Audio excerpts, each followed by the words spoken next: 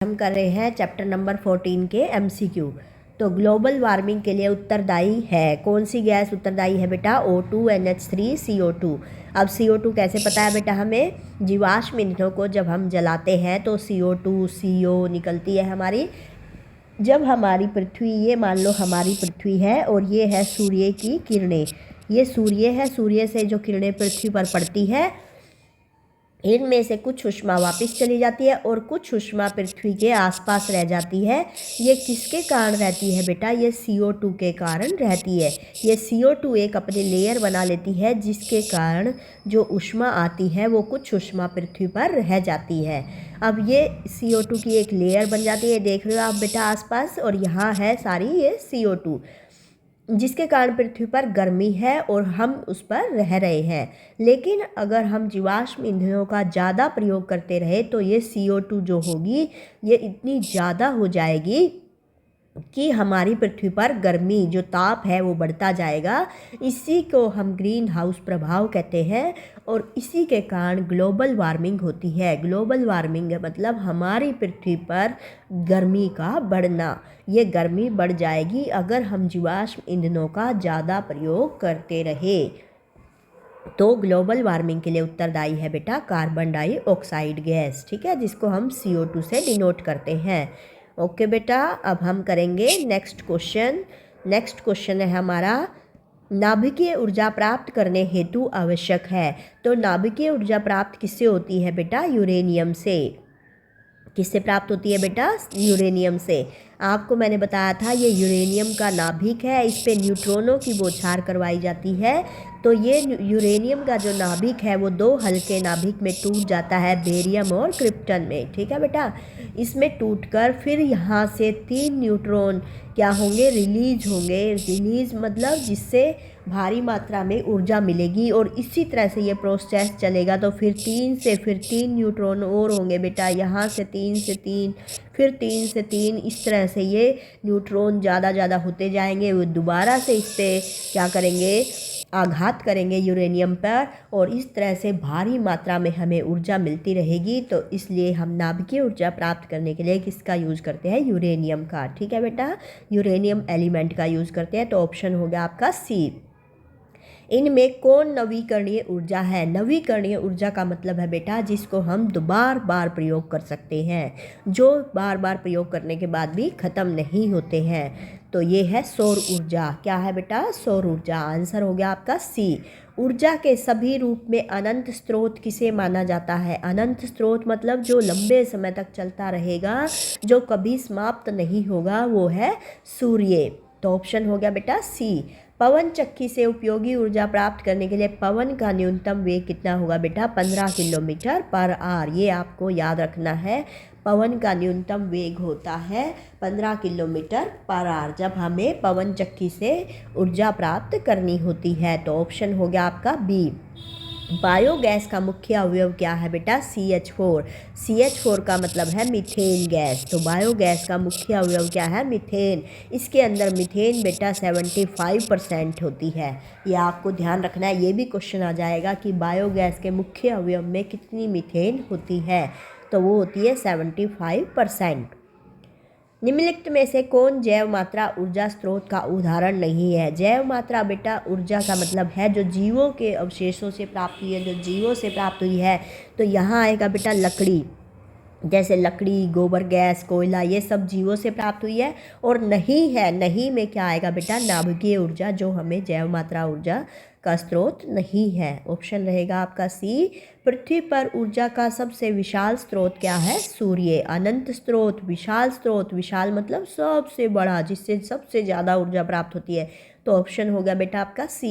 पृथ्वी को निम्न स्रोतों से सूर्य द्वारा कौन सी प्रमुख ऊर्जा उपलब्ध है? तो पृथ्वी को जो सूर्य से प्राप्त होती है वो प्रकाश ऊर्जा भी मिलती है और ऊष्मा ऊर्जा भी मिलती है। तो ऑप्शन रहेगा C, A तथा B दोनों। ईंधन को जलाने के लिए प्रारंभ में कुछ ऊष्मा जलाने के लिए, इसमें देख रहे हो बेटा थोड़ी गड़बड़ है PDF में लिखने में। जलाने के लिए प्रारंभ में कुछ ऊष्मा देना पड़ता है, इस ऊष्मा को क्या कहते हैं? इस ऊष्मा को निवेश ऊर्जा बेटा। जैसे हम कुछ इन्वेस्ट करते हैं, पैसा हम बैंक में देते हैं तो उसको इन्वेस्टमेंट कहते हैं। इन्वेस्टमेंट का ही मतलब निवेश है। अब इसमें हम ईंधन को जलाने के लिए पहले ऊष्मा देनी पड़ती है, जिसको जब हम देते हैं तो उस ऊष्मा को हम कहते हैं निवेश ऊर्जा। ऑप्शन रहेगा ए बेटा। भोजन से हमें क्या प्राप्त होता है बेटा? जैविक प्रक्रमों के लिए ऊर्जा, ये ऊर्जा है बेटा, यहाँ पर कर्जा नहीं है। और रासायनिक कार्यकलापों के लिए भी ऊर्जा, तो दोनों हमें प्राप्त होते हैं भोजन से, तो इसका ऑप्शन रहेगा सी। वाहनों में ईंधन के रूप में आवश्यक है। ईंधन के रूप में बेटा हम किसका प्रयोग करते हैं वाहनों में? पेट्रोल का भी यूज़ करते हैं, प्राकृतिक गैस का भी यूज़ करते हैं, जिसको हम सीएनजी कहते हैं। ये होती है कंप्रेस्ड नेचुरल गैस, संपीड़ित प्राकृतिक गैस। तो ए और बी दोनों, ऑप्शन रहेगा बेटा सी। ठीक है। डीजल का उपयोग होता है बेटा। डीजल का उपयोग देखो भारी वाहनों में भी होता है, रेल के इंजनों में भी होता है, विद्युत उत्पादन में भी होता है। तो इसका ऑप्शन रहेगा डी बेटा। लेकिन यहाँ पर आएगा ए बी सी, तीनों में यूज होता है इसका बेटा, इसका डीजल का उपयोग। ठीक है।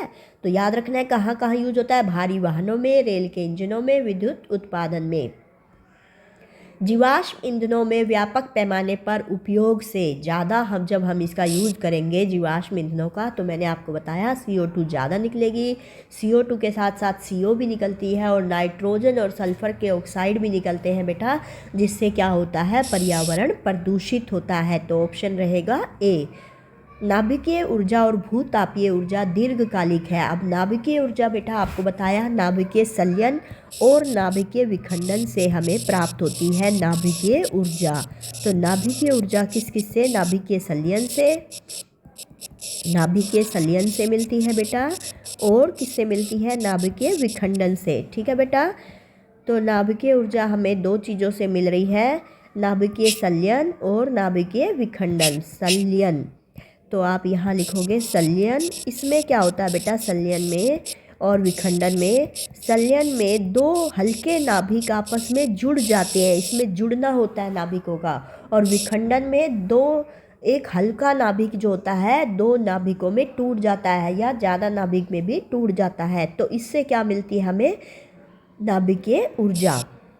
और भूतापीय ऊर्जा क्या होती है बेटा? पृथ्वी के अंदर जो सतहें हैं, उन सतहों के अंदर जो मैग्मा है उसकी गर्मी से ये जो भूतापीय, भू का मतलब जमीन के अंदर जो गर्मी है उससे जो ऊर्जा हमें प्राप्त होती है ये दीर्घकालिक है, मतलब लंबे समय तक हमें ये प्राप्त हो सकती है। जबकि यह एक ऊर्जा से भिन्न है। किस ऊर्जा से भिन्न है बेटा ये? तो ये किस ऊर्जा से भिन्न है बेटा? सौर ऊर्जा से भिन्न है। किससे भिन्न है? सौर ऊर्जा से। तो आंसर रहेगा आपका बी। तेज प्रवाहित जल की गतिज ऊर्जा को विद्युत ऊर्जा में बदलने वाले संयंत्र को क्या कहा जाता है बेटा? देखो जल की और किस में बदल रहे हैं? विद्युत ऊर्जा में। तो ये क्या बन जाएगा आपका? जल विद्युत संयंत्र। जब जल तेज बहता है तो उस ऊर्जा को हम गतिज ऊर्जा कहते हैं बेटा, और इसको विद्युत ऊर्जा में बदलने के लिए संयंत्र को क्या कहा जाता है? जल विद्युत संयंत्र। तो क्वेश्चन से ही इसका आंसर निकल रहा है बेटा, देख रहे हो आप, ऑप्शन रहेगा ए। जल विद्युत ऊर्जा, ये क्या लिखा हुआ है बेटा? ऊर्जा। जल विद्युत ऊर्जा किस प्रकार का ऊर्जा स्रोत है? तो किस प्रकार का ऊर्जा स्रोत है बेटा? जो ख़त्म नहीं होएगा तो इसको हम कहते हैं नवीकरणीय। जो ख़त्म नहीं होगा तो उसको क्या कहेंगे बेटा? हम नवीकरणीय। तमिलनाडु में कन्याकुमारी के समीप भारत का विशालतम पवन ऊर्जा फार्म स्थापित किया गया है। यह कितना विद्युत उत्पन्न करता है? 380 मेगावाट। याद रखना है बेटा, तमिलनाडु में कन्याकुमारी एक जगह का नाम है तमिलनाडु में, और यहाँ पर हमारे भारत का विशालतम पवन ऊर्जा फार्म स्थापित किया गया है। इससे कितना विद्युत उत्पन्न होती है? 380 मेगावाट। एम का मतलब मेगा है बेटा, डब्ल्यू का मतलब वाट है। तो ऑप्शन रहेगा ए। सौर कुकर में किस प्रभाव का उपयोग होता है बेटा? किस प्रभाव का? तापीय प्रभाव का, क्योंकि क्या आती है? सूर्य की गर्मी आती है, उसी से हमें क्या मिलती है? ताप से ही जो भोजन होता है वो पकता है। तो किस प्रभाव का उपयोग होता है बेटा? तापीय प्रभाव का। मानव निर्मित उपग्रहों तथा अन्वेषक युक्तियों में मार्स ऑर्बिटर प्रमुख ऊर्जा स्रोत के रूप में किसका प्रयोग किया है? यहाँ पर लिखेंगे बेटा किसका उपयोग किया है या प्रयोग किया है। तो किसका प्रयोग किया बेटा? सौर सेल का। किसका किया है? सौर सेल का। तो ऑप्शन रहेगा सी, यहाँ सी ऑप्शन आएगा बेटा। रेडियो सुदूर क्षेत्रों के टीबी केंद्रों में, सुदूर मतलब बेटा बहुत दूर जो स्थित है, उन टीबी केंद्रों में क्या उपयोग में लाए जाते हैं? सौर सेल पैनल। अब ये सौर सेल पैनल क्या होते हैं बेटा? जो आपके घरों की छतों पे भी आपने बिजली पैदा करने के लिए लगाए होंगे, जो सूर्य से ऊर्जा लेते हैं, मतलब सौर ऊर्जा का उपयोग करते हैं। इसमें छोटे छोटे सेलों को मिलाकर एक बड़ा युक्ति बनाई जाती है जिसे हम सौर सेल पैनल कहते हैं। ठीक है बेटा।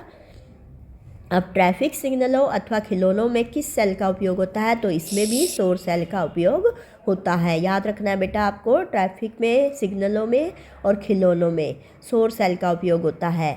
अब ये है वैसे ऊर्जा स्रोत बेटा, ऊर्जा स्रोत।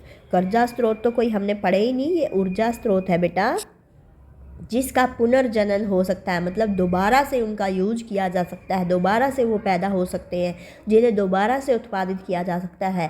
तो इन्हें किस प्रकार का ऊर्जा स्रोत कहा जाता है? ये ऊर्जा आएगा बेटा यहाँ पर। किस प्रकार का ऊर्जा स्रोत कहा जाता है?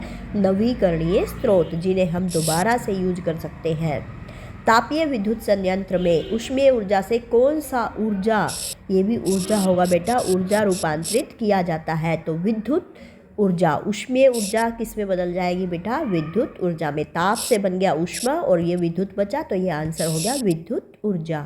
ठीक है बेटा, यहाँ भी विद्युत ऊर्जा है।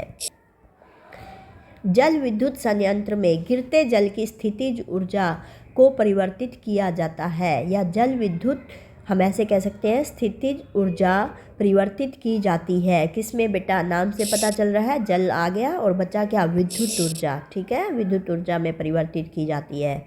हमारे देश में कुल ऊर्जा की मांगों का, जितनी ऊर्जा हम प्रयोग करते हैं बेटा, उस ऊर्जा की मांगों का कितना भाग जल विद्युत संयंत्र से पूरा होता है?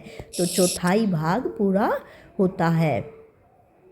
ऑप्शन हो गया बेटा ए। उत्तम ऊर्जा का स्रोत इनमें से कौन नहीं है बेटा? देखो, उत्तम ऊर्जा का स्रोत आपको पता है, जो सरलता से सुलभ हो, मतलब सरलता से मिल जाए हमें, सस्ता हो। प्रज्वलन ताप उच्च हो, प्रज्वलन का मतलब बेटा ज्वलन ताप भी हम कह सकते हैं, और इसको इंग्लिश में हम कहते हैं इग्निशन टेम्परेचर। तो जिस पर कोई पदार्थ आग पकड़ता है उसे हम ज्वलन ताप कहते हैं। ये भी उसका उच्च होना चाहिए, मतलब वो जल्दी से क्या करे, उसमें आग पकड़ने की क्षमता अच्छी हो। काफ़ी धुआं युक्त हो, अब ये तो अच्छी बात नहीं है बेटा उत्तम ऊर्जा के लिए, काफ़ी धुआं युक्त हो, तो इसमें से ये उत्तम ऊर्जा का स्रोत नहीं है। तो ऑप्शन रहेगा डी। जीवाश्म ईंधन का कैसा स्रोत है? तो जीवाश्म ईंधन का कैसा स्रोत है बेटा? इसको हम क्या कर सकते हैं? जीवाश्म ईंधन को बेटा हम दोबारा यूज कर सकते हैं, पता है आपको? नहीं यूज कर सकते ना, तो इसलिए ये हो गया आपका अनवीकरणीय स्रोत। कैसा हो गया बेटा आपका? अनवीकरणीय स्रोत, जिसको हम दोबारा यूज नहीं कर सकते। जीवाश्म ईंधन में आपके बेटा आते हैं कोयला, पेट्रोलियम। ठीक है बेटा।